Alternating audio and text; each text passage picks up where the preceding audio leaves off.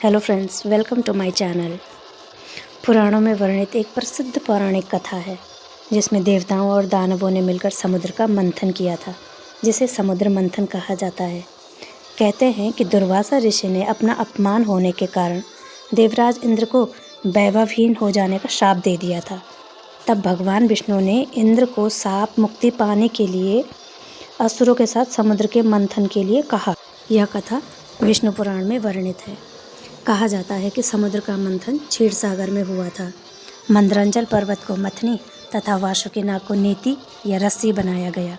भगवान विष्णु ने कुर्मो अवतार लेकर यानी कछुए का रूप लेकर मंदरांचल पर्वत को अपनी पीठ पर रखकर आधार बन गए और फिर शुरू हुआ समुद्र का मंथन राक्षसों और देवताओं के बीच में। समुद्र मंथन से 14 अनमोल रत्न निकले थे। समुद्र मंथन में सबसे पहले कालकूट नामक हलाहल विष निकला था, जिसे भगवान शिव पी गए थे। इन्होंने इसे कंठ से नीचे नहीं उतरने दिया था और उनका कंठ नीला पड़ गया था। तब से महादेव जी को नीलकंठ कहा जाता है। इससे तात्पर्य यह भी है कि अगर आपको अमृत पाना है यानी परमात्मा को पाना है तो सबसे पहले हमें अपने मन को मथना पड़ेगा, और मन को मथेंगे तो सबसे पहले बुरे विचार ही बाहर निकलेंगे। यही बुरे विचार विष हैं। समुद्र मंथन में दूसरे क्रम में कामधेनु गाय निकली, जिसे ऋषियों ने रख लिया। कामधेनु प्रतीक है मन की निर्मलता का, क्योंकि विष निकल जाने के बाद मन निर्मल हो जाता है और ऐसी स्थिति में ईश्वर तक पहुंचना और भी आसान हो जाता है। तीसरे क्रम में निकला उच्चैःश्रवा घोड़ा। इसे असुरों के राजा बलि ने अपने पास रख लिया। घोड़ा मन की गति का प्रतीक है। यदि आपको ईश्वर तक पहुंचना है तो आपको अपने मन की गति पर विराम लगाना होगा। समुद्र मंथन में चौथे क्रम में ऐरावत हाथी निकला। उसके 4 बड़े बड़े दांत थे। उसकी चमक कैलाश पर्वत से भी अधिक थी। ऐरावत हाथी को देवराज इंद्र ने रख लिया। हाथी प्रतीक है बुद्धि का और उसके 4 दांत लोभ, मोह, वासना और क्रोध। चमकदार बुद्धि से ही हमें इन विकारों पर काबू रख सकते हैं। 5वें क्रम में निकली कौस्तुभ मणि, जिसे भगवान विष्णु ने अपने हृदय पर धारण कर लिया। कौस्तुभ मणि प्रतीक है भक्ति का। जब आपके मन से सारे विकार निकल जाएंगे तब भक्ति ही शेष रह जाएगी। यही भक्ति ही भगवान ग्रहण करेंगे। समुद्र मंथन में 6ठे क्रम में निकला कल्प वृक्ष। इसे देवताओं ने स्वर्ग में स्थापित कर दिया। कल्प वृक्ष प्रतीक है इच्छाओं का। यदि आपने अपनी सारी इच्छाओं का त्याग कर दिया तभी आप ईश्वर की भक्ति कर पाएंगे। समुद्र मंथन में 7वें क्रम में रंभा नामक अप्सरा निकली। यह भी देवलोक में चली गई। अप्सरा प्रतीक है मन में छिपी वासना का। जब आप किसी विशेष उद्देश्य में लगे होते हैं तब वासना आपका मन विचलित करने का प्रयास करती है। उस स्थिति में मन पर नियंत्रण होना बहुत ज़रूरी है। समुद्र मंथन में 8वें स्थान पर निकली देवी लक्ष्मी।